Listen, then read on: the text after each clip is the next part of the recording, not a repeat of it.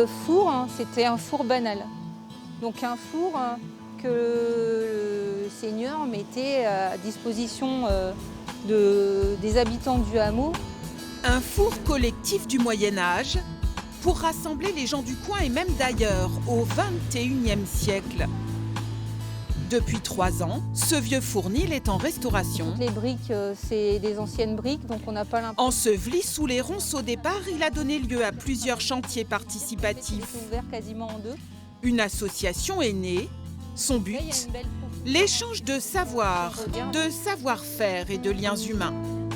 Quand on mettra en route le four, ce sera un prétexte pour un concert, une activité, de la musique, enfin un moment de partage. Voilà, c'est tout le temps ça, on dit tout le temps partage, on répète. Le fournil des Morins fait partie de la dizaine de projets inscrits dans les parcours Terre solidaire en Hauts-de-France. Ils ont été choisis par ces élèves de lycées agricoles qui les font découvrir à leurs hôtes. 3 représentants du monde agricole du Sénégal. Ça, c'est un four qui nous intéresse. Mohamed, vas-y. Le Sénégal produit chaque jour 8 millions de baguettes de pain par jour. Du fournil, on est passé à la question de l'autonomie alimentaire. Comment se passer des importations de blé? Donc ici, la réflexion, c'est de voir comment produire du pain à partir du mil et du maïs.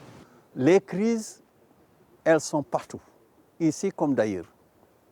Et donc, cette solidarité internationale qui est créée et qui est portée par CCFD et ses partenaires doit être consolidée pour que notre agriculture puisse nourrir sainement les peuples. Ça ouvre à une diversité culturelle, ça montre les autres aspects de l'agriculture.